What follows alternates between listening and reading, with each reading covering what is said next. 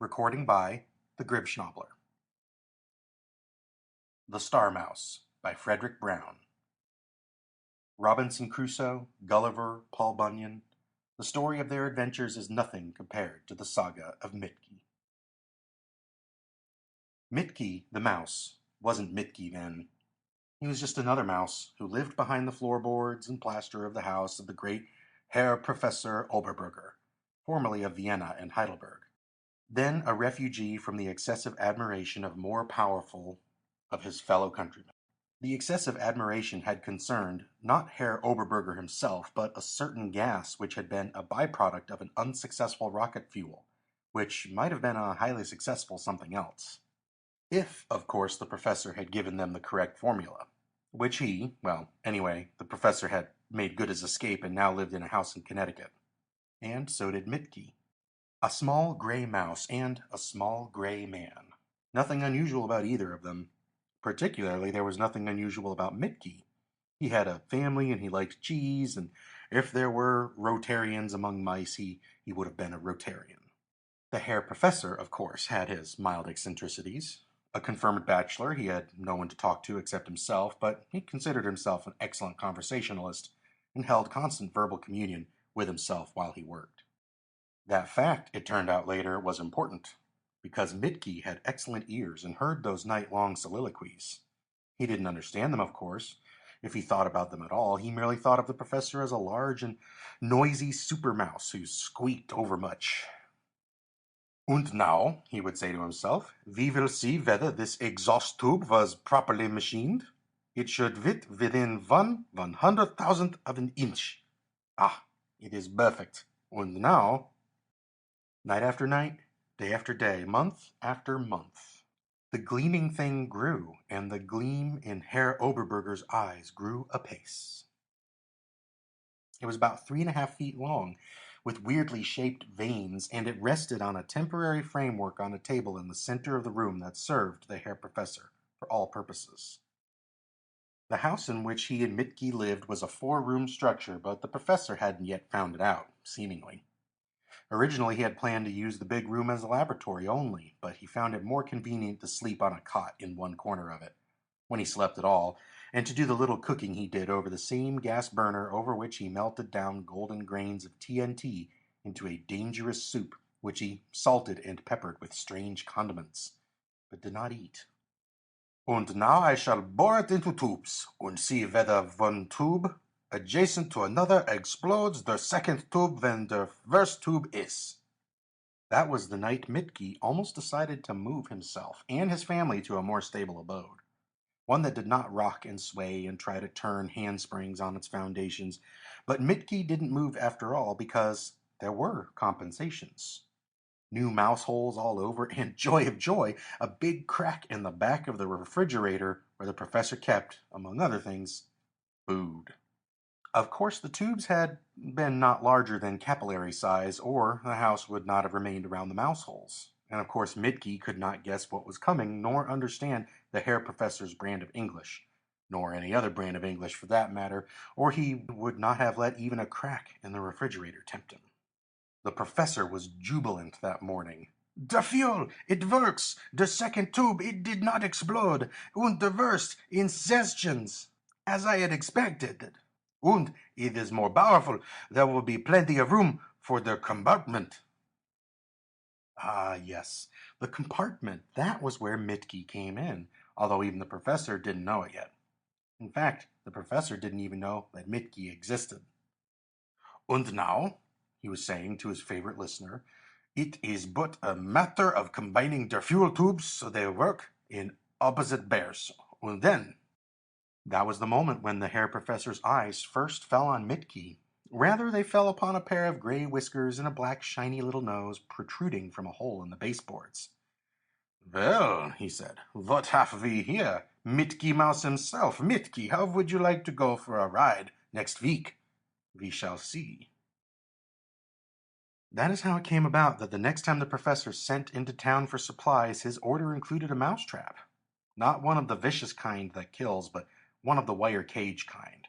and had not been set with cheese for more than 10 minutes before Mickey's sharp little nose had smelled out that cheese and he had followed his nose into captivity. Not, however, an unpleasant captivity. Mitke was an honored guest. The cage reposed now on the table at which the professor did most of his work, and cheese in indigestion-giving abundance was pushed through the bars, and the professor didn't talk to himself anymore. You see, Mitke, I was going to send to the laboratory in Hartford for a white mouse, but why should I? Mit you here. I am sure you are more sound and healthy and able to withstand a long journey than those laboratory mices, no? Ah, you wiggle your whiskers, and that means yes, no? And being used to living in dark holes, you should suffer less than they from claustrophobia, no? And Mitke grew fat and happy and forgot all about trying to get out of the cage. I fear that he even forgot about the family he had abandoned. But he knew, if he knew anything, that he need not worry about them in the slightest. At least not until and unless the professor discovered and repaired the hole in the refrigerator. And the professor's mind was most emphatically not on refrigerators. And so, Mitki, we shall place this vein so it is only of assistance in the landing in an atmosphere.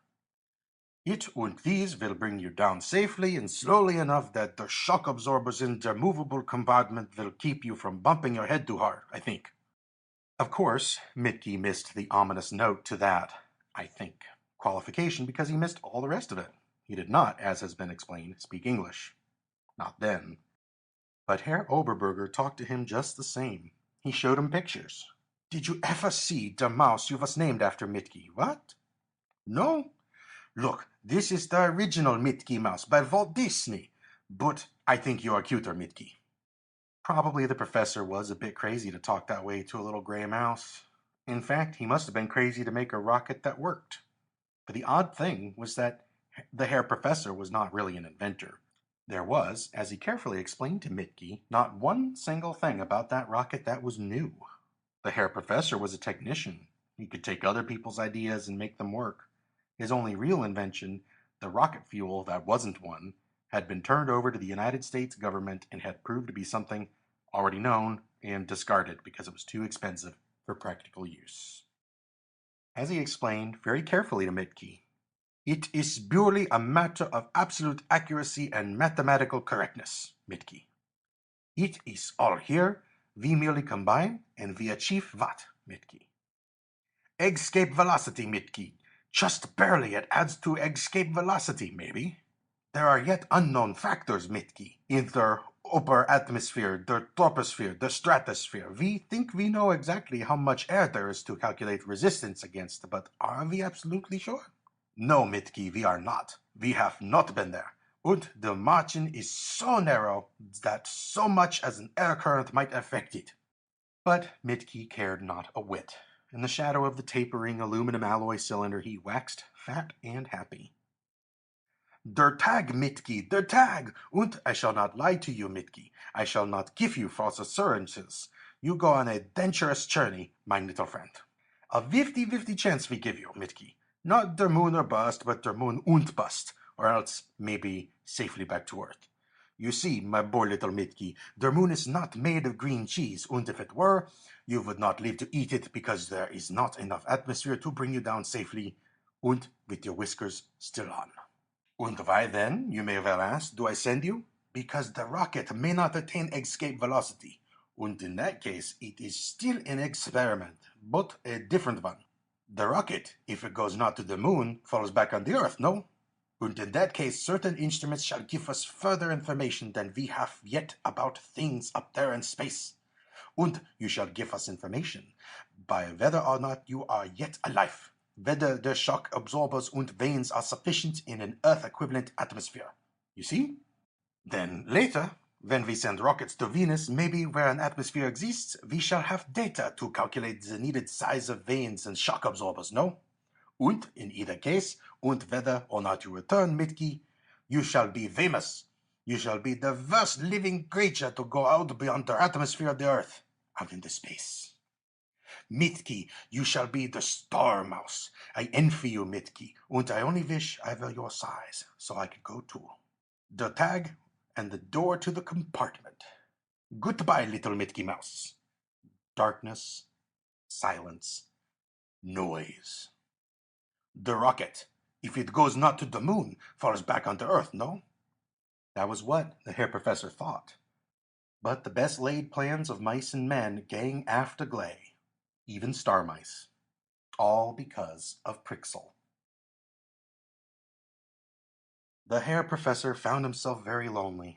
After having had Midkey to talk to, soliloquies were somehow empty and adequate. There may have been some who say that the company of a small gray mouse is a poor substitute for a wife, but others may disagree. And anyway, the professor had never had a wife. And he had a mouse to talk to, so he missed one. And if he missed the other, he didn't know it. During the long night after the launching of the rocket, he had been very busy with his telescope. A sweet little 8-inch reflector, checking its course as it gathered momentum. The exhaust explosions made a tiny, fluctuating point of light that was possible to follow, if one knew where to look. But the following day there seemed to be nothing to do, and he was too excited to sleep, although he tried. So he compromised by doing a spot of housekeeping, cleaning the pots and pans. It was while he was so engaged that he heard a series of frantic little squeaks and discovered that another small gray mouse, with shorter whiskers and a shorter tail than Mitke, had walked into the wire cage mousetrap. Well, said the professor, what have we here? Minnie? Is it Minnie come to look for her Mitke? The professor was not a biologist, but he happened to be right. It was Minnie. Rather, it was Mitke's mate, so the name was appropriate. What strange vagary of mind had induced her to walk into an unbaited trap, the professor neither knew nor cared. But he was delighted. He promptly remedied the lack of bait by pushing a sizable piece of cheese through the bars. Thus it was that Minnie came to fill the place of her far-traveling spouse as repository for the professor's confidences. Whether she was worried about her family or not, there is no way of knowing, but she need not have done so. They were now large enough to fend for themselves, particularly in a house that offered abundant cover and easy access to the refrigerator. Ah, and now it is dark enough, Minnie, that we can look for that husband of yours, his fiery trail across the sky. True, Minnie, it is a very small fiery trail, and the astronomers will not notice it, because they do not know where to look, but we do. He is going to be a very famous mouse, Minnie, this Mitke of yours. Then we tell the world about him, and about mine rocket. You see, Minnie, we have not told them yet. We shall wait and give the complete story all at once. By dawn of tomorrow we'll... Ah, there he is, Minnie. Wait, but there. I'd hold you up to the scope and to let you look, but it would not be focused right for your eyes. And I do not know how to. Almost 100,000 miles, Minnie, and still accelerating, but not for much longer. Our Mitke is on schedule. In fact, he is going faster than we figured, no? It is sure now that he will escape the gravitation of the Earth and fall upon the moon. Of course, it was purely coincidental that Minnie squeaked. Ah, yes, Minnie, little Minnie, I know. We shall never see our Mitke again, and I almost wish our experiment had failed. But there are compensations, Minnie. He shall be the most famous of all mices, the star mouse, first living creature ever to go beyond the gravitational pull of Earth. The night was long. Occasionally high clouds obscured vision. Minnie, I shall make you more comfortable than in that so small wire cage. You would like to seem to be free, would you not? Without bars, like the animals at modern zoos, with moats instead? And so, to fill in an hour when a cloud obscured the sky, the Herr Professor made Minnie her new home. It was the end of a wooden crate, about half an inch thick and a foot square, laid flat on the table and with no visible barrier around it. But he covered the top with metal foil at the edges, and he placed the board, another larger board, which also had a strip of metal foil surrounding the island of Minnie's home, and wires from the two areas of metal foil to opposite terminals of a small transformer which he placed nearby. And now, Minnie, I shall place you on your island, which shall be liberally supplied with cheese and water, and you shall find it is an excellent place to live. But you will get a mild shock or two when you try to step off the edge of the island. It will not hurt much, but you will not like it, and after a few tries, you will learn not to try again, no? And night again. Minnie happy on her island, her lesson well learned. She would no longer so much as step on the inner strip of metal foil. It was a mouse paradise of an island, though. There was a cliff of cheese bigger than Minnie herself. It kept her busy. Mouse and cheese. Soon, one would be a transmutation of the other. But Professor Oberberger wasn't thinking about that. The professor was worried. When he had calculated and recalculated and aimed his 8-inch reflector through the hole in the roof and turned out the lights. Yes, there are advantages to being a bachelor after all. If one wants a hole in the roof, one simply knocks a hole in the roof, and there is nobody to tell one that one is crazy. If winter comes or if it rains, one can always call a carpenter or use a tarpaulin. But the faint trail of light wasn't there. The professor frowned and recalculated and recalculated and shifted his telescope 3/10 of a minute, and still the rocket wasn't there. Minnie, something is wrong. Either the tubes have stopped firing, or the rocket was no longer traversing a straight line relative to its point of departure. By straight, of course, is meant parabolically curved relative to everything other than velocity. So the Herr Professor did the only thing remaining for him to do, and began to search, with the telescope, in widening circles. It was 2 hours before he found it, 5 degrees off course already, and veering more and more into well, there was only one thing you could call it, a tailspin. The darned thing was going in circles, circles which appeared to constitute an orbit about something that couldn't possibly be there, then narrowing into a concentric spiral. Then out, gone, darkness, no rocket flares. The professor's face was pale as he turned to Minnie. "It is impossible, Minnie, mine own eyes, but it could not be. Even if one side stopped firing, it could not have gone into such sudden circles." His pencil verified a suspicion. "Und, Minnie, it decelerated faster than possible. Even with no tubes firing, its momentum would have been more." The rest of the night, telescope and calculus, yielded no clue. That is, no believable clue. Some force, not inherent in the rocket itself and not accountable by gravitation, even of a hypothetical body, had acted. Mein poor Mitki. The gray, inscrutable dawn. Mein Minnie, it will have to be a secret. We dare not publish what we saw, for it would not be believed. I am not sure I believe it myself, Minnie. Perhaps because I was overtired from not sleeping. I just imagined that I saw. Later. But Minnie, we shall hope 150,000 miles out it was. It will fall back upon the earth, but I cannot tell where. I thought that if it did, I would be able to calculate its course. But after those concentric circles, Minnie, not even Einstein could calculate where it will land. Not even me. All we can do is hope that we shall hear of where it falls. Cloudy day, black night jealous of its mysteries. Minnie, our poor Mitki, there is nothing could have caused, but something had. Prixel. Prixel is an asteroid. It isn't called that by earthly astronomers because, for excellent reasons, they have not discovered it. So we shall call it by the nearest possible transliteration of the name its inhabitants use. Yes, it's inhabited. Come to think of it, Professor Oberberger's attempt to send a rocket to the moon had some strange results. Or rather, Prixel did. You wouldn't think that an asteroid could reform a drunk, would you? But one Charles Winslow, a besotted citizen of Bridgeport, Connecticut, never took a drink when, right on Grove Street, a mouse asked him the road to Hartford. The mouse was wearing bright red pants and vivid yellow gloves. But that was 15 months after the professor lost his rocket. We'd better start over again.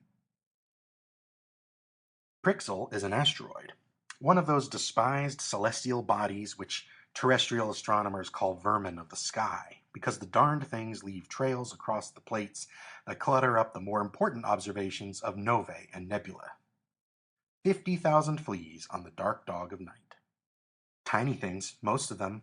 Astronomers have been discovering recently that some of them come close to Earth. Amazingly close.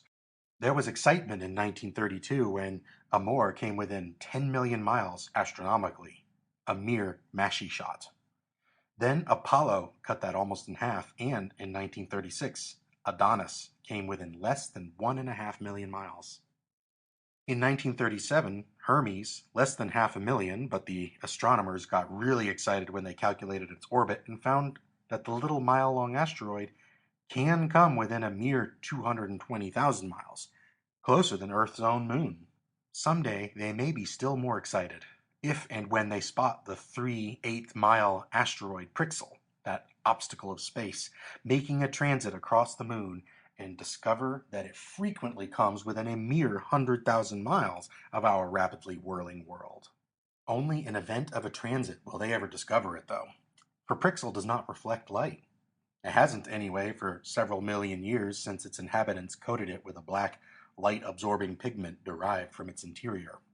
Monumental task painting a world for creatures half an inch tall, but worth it at the time. When they'd shifted its orbit, they were safe from their enemies. There were giants in those days, 8-inch tall marauding pirates from Deimos. Got to Earth a couple of times, too, before they faded out of the picture. Pleasant little giants who killed because they enjoyed it. Records in now buried cities on Deimos might explain what happened to the dinosaurs, and why the promising Cro-Magnons disappeared at the height of their promise only a cosmic few minutes after the dinosaurs went west. But Prixel survived. Tiny world no longer reflecting the sun's rays, lost to the cosmic killers when its orbit was shifted. Prixel, still civilized, with a civilization millions of years old, its coat of blackness preserved and renewed regularly, more through tradition than fear of enemies in these later degenerate days. Mighty but stagnant civilization, standing still on a world that whizzes like a bullet. And Mickey Mouse. Klarloth, head scientist of a race of scientists, tapped his assistant Bemj on what would have been Bemj's shoulder if he had had one. "Look," he said, "what approaches Prixel? Obviously artificial propulsion." Bemj looked into the wall plate and then directed a thought wave at the mechanism that jumped the magnification of 1,000-fold through an alteration of the electronic field. Bemj looked into the wall plate and then directed a thought wave at the mechanism that jumped the magnification of 1,000-fold through an alteration of the electronic field. That image leaped, blurred, then steadied.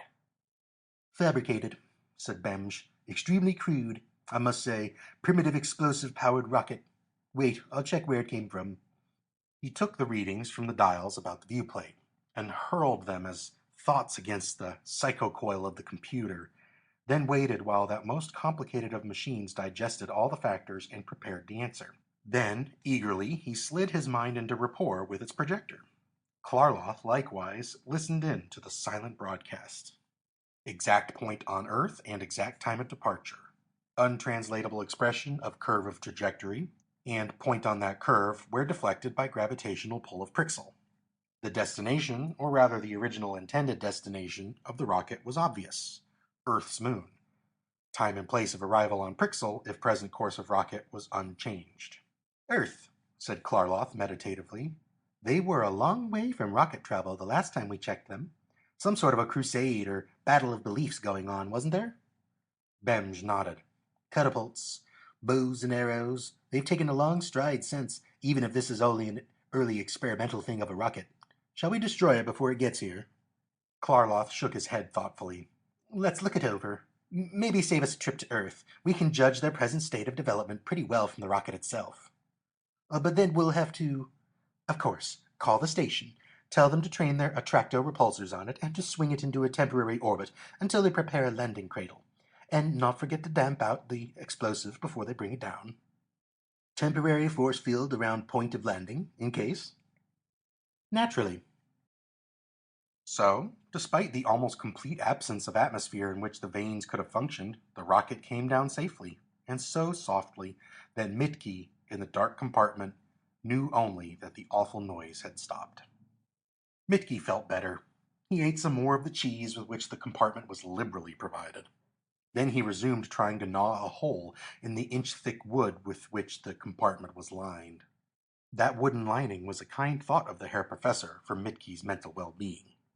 He knew that trying to gnaw his way out would give Mitke something to do en route, which would keep him from getting the screaming memes.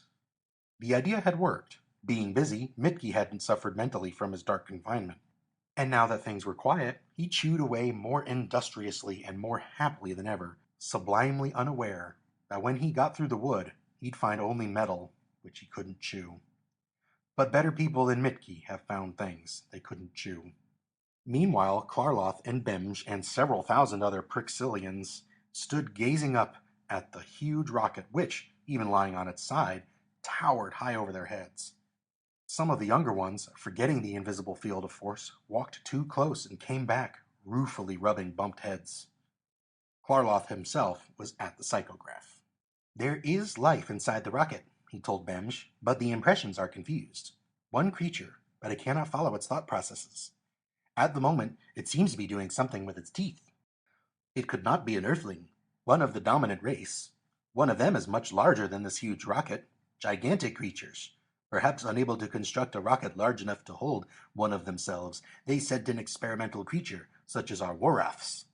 I believe you have guessed right, Bemj. Well, when we have explored its mind thoroughly, we may still learn enough to save us a checkup trip to Earth. I am going to open the door." "But air. Creatures of Earth would need a heavy, almost a dense atmosphere. It could not live." "We retain the force field, of course. It will keep the air in. Obviously, there is a source of supply of air within the rocket, or the creature would not have survived the trip." Klarloth operated controls, and the force field itself put forth invisible pseudopods and turned the outer screw door. Then reached within and unlatched the inner door to the compartment itself. All Prixel watched breathlessly as a monstrous gray head pushed out of the huge aperture yawning overhead. Thick whiskers, each as long as the body of a Prixilian. Mitke jumped down and took a forward step that bumped his black nose hard into something that wasn't there. He squeaked and then jumped backwards against the rocket. There was disgust in Bemj's face as he looked up at the monster. Obviously much less intelligent than a Warath. Might just as well turn on the ray. "Not at all," interrupted Klarloth. "You forget certain very obvious facts. The creature is unintelligent, of course, but the subconscious of every animal holds in itself every memory, every impression, every sense image to which it has ever been subjected. If this creature has ever heard the speech of the Earthlings or seen any of their works, besides this rocket, every word and every picture is indelibly graven. You see now what I mean? Naturally. How stupid of me, Klarloth. Well, one thing is obvious from the rocket itself. We have nothing to fear from the science of Earth for at least a few millennia. So there is no hurry, which is fortunate. For to send back the creature's memory to the time of its birth and to follow each sensory impression in the psychograph will require, well, a time at least equivalent to the age of the creature, whatever that is, plus the time necessary for us to interpret and assimilate each. But that will not be necessary, Bemj. No? Oh, you mean the X-19 waves. Exactly. Focused upon this creature's brain center, they can, without disturbing his memories, be so delicately adjusted as to increase his intelligence. Now, probably about 0.0001 in the scale, to the point where he is a reasoning creature. Almost automatically, during the process, he will assimilate his own memories and understand them just as he would if he had been intelligent at the time he received those impressions. See, Bemj? He will automatically sort out irrelevant data, and will be able to answer our questions. But would you make him as intelligent as we? No, the X-19 waves would not work so far. I would say to about zero point 0.2 on the scale. That, judging from the rocket coupled with what we remember of Earthlings from our last trip there, is about their present place on the intelligence scale. Yes. At that level, he would comprehend his experiences on Earth just sufficiently that he would not be dangerous to us, too. Equal to an intelligent Earthling. Just about right for our purpose. Then shall we teach him our language? Wait, said Klarloth. He studied the psychograph closely for a while. No, I do not think so. He will have a language of his own. I see in his subconscious memories of many long conversations. Strangely, they all seem to be monologues by one person. But he will have a language, a simple one. It would take him a long time, even under treatment, to grasp the concepts of our own method of communication, but we can learn his, while he is under the X-19 machine, in a few minutes. Does he understand now any of that language? Klarloth studied the psychograph again. No, I do not believe he... wait, there is one word that seems to mean something to him. The word Mitkey. It seems to be his name, and I believe that, from hearing it many times, he vaguely associates it with himself. And quarters for him, with airlocks and such? Of course, order them built. 5. To say it was a strange experience for Mitkey is understatement. Knowledge is a strange thing, even when it is acquired gradually. To have it thrust upon one. And there were little things that had to be straightened out, like the matter of vocal cords. His weren't adapted to the language he now found he knew. Bemsh fixed that. You would hardly call it an operation because Mitkey, even with his new awareness, didn't know what was going on, and he was wide awake at the time. And they didn't explain to Mitkey about the J dimension with which one can get at the inwardness of things without penetrating the outside. They figured things like that weren't in Mitkey's line, and anyway, they were more interested in learning from him than teaching him. Bemj and Klarloth and a dozen others deemed worthy of the privilege. If one of them wasn't talking to him, another was. Their questioning helped his own growing understanding. He would not, usually, know that he knew the answer to a question until it was asked. Then he'd piece together, without knowing just how he did it, any more than you or I know how we know things, and give them the answer. Bemj. Is this language which you speak a universal one? And Mitkey, even though he'd never thought about it before, had the answer ready. No, it is not. It is English. But I remember the Herr Professor speaking of other tongues. I believe he spoke another himself originally, but in American he always spoke English to become more familiar with it. It is a beautiful speech, is it not? Said Bemj. Klarloth. And your race, the Mices, are they treated well? Not by most people, Mitkey told him, and explained. I would like to do something for them, he added. Look, could I not take back with me this process which you used upon me, apply it to other mices, and create a race of super mices? Why not? Asked Bemj. He saw Klarloth looking at him strangely, and threw his mind into rapport with the chief scientists, with Mitkey left out of the silent communion. Yes, of course, Bemj told Klarloth. It will lead to trouble on Earth, grave trouble. Two equal classes of beings so dissimilar as mice and men cannot live together in amity. But why should that concern us, other than favorably? The resulted mess will slow down progress on Earth, give us a few more millennia of peace before Earthlings discover we are here, and trouble starts. You know these Earthlings. But you would give them the X-19 waves? They might. No, of course not. But we can explain to Mitkey here how to make a very crude and limited machine for them. A primitive one which would suffice for nothing more than the specific task of converting mouse mentality from point 0001 to point 2. Mitkey's own level and that of the bifurcated Earthlings. It is possible, communicated Klarloth. It is certain that for eons to come they will be incapable of understanding its basic principle. But they could not even use a crude machine to raise their own level of intelligence. You forget, Benj, the basic limitation of the X-19 rays, that no one can possibly design a projector capable of raising any mentality to a point on the scale higher than his own. Not even we. All this, of course, over Mitkey's head, in silent Prixilian. More interviews and more. Klarloth again. Mitkey, we warn you of one thing. Avoid carelessness with electricity. Der new molecular rearrangement of your brain center, it is unstable und... Benj.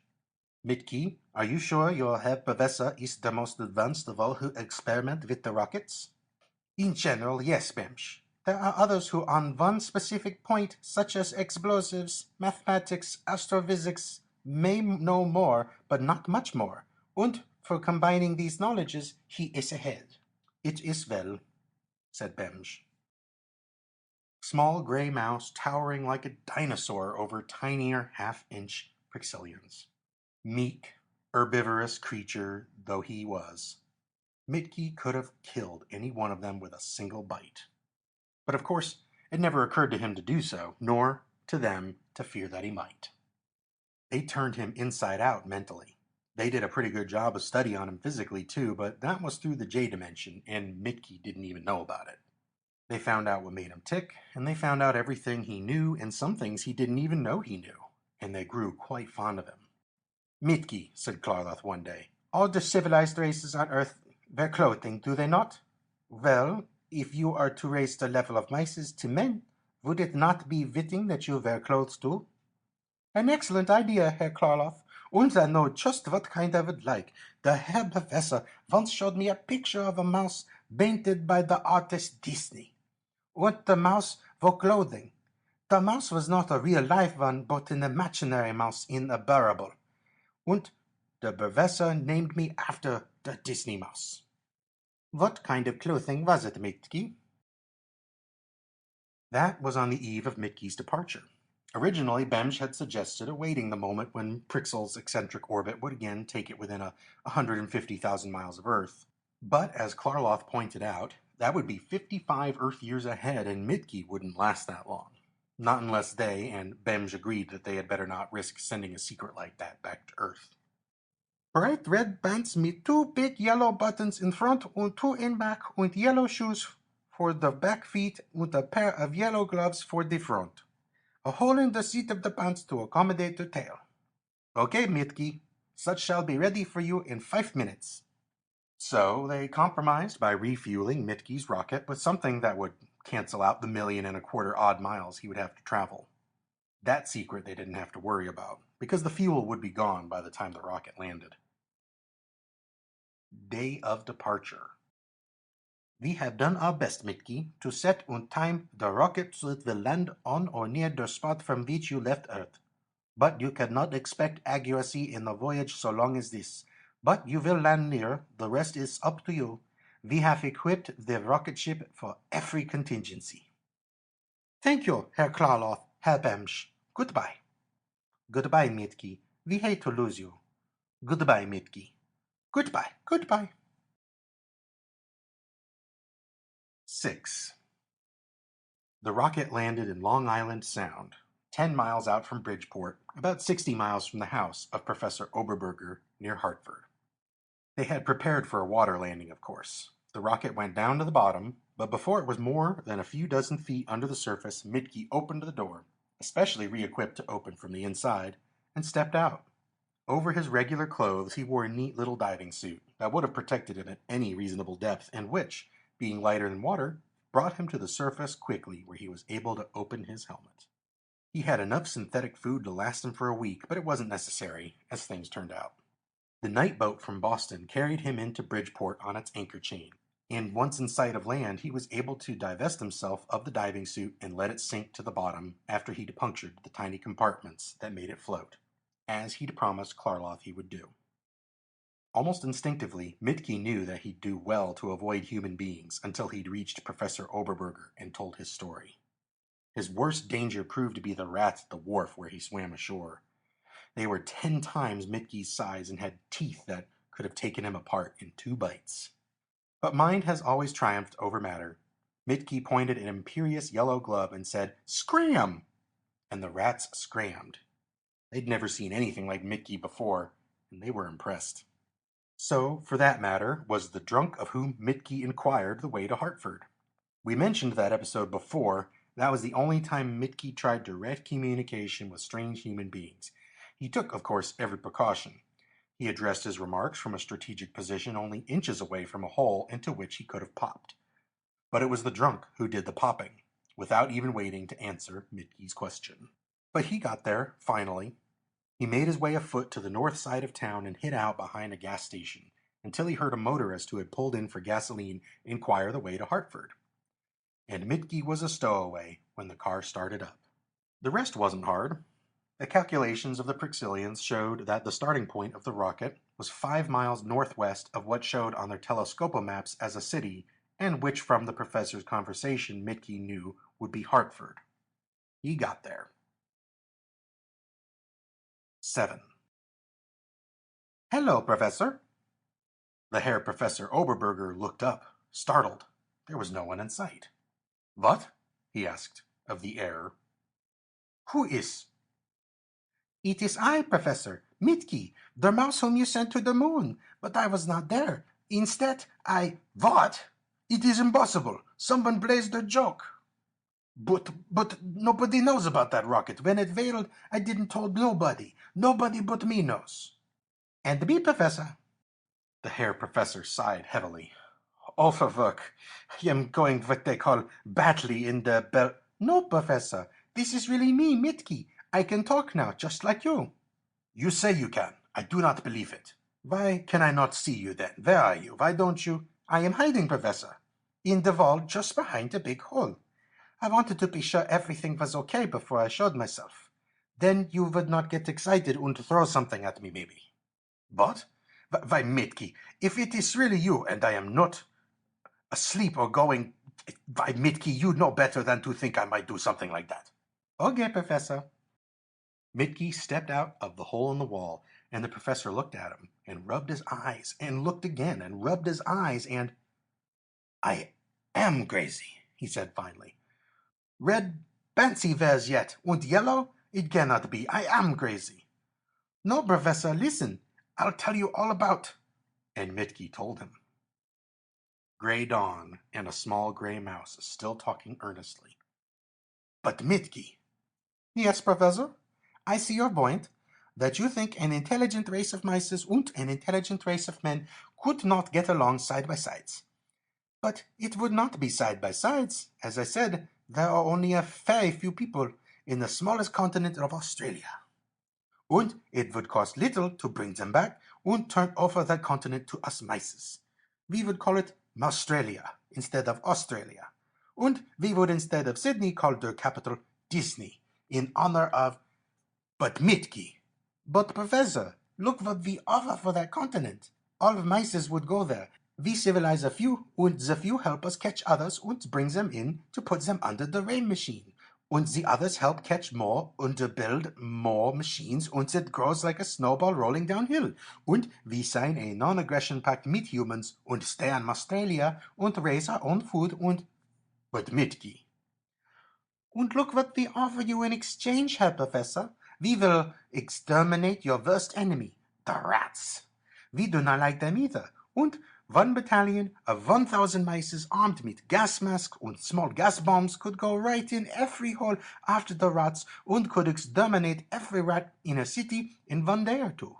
In the whole world, we could exterminate every last rat in a year, and at the same time catch and civilize every mouse and ship him to Australia and... But Mitki, what, Professor?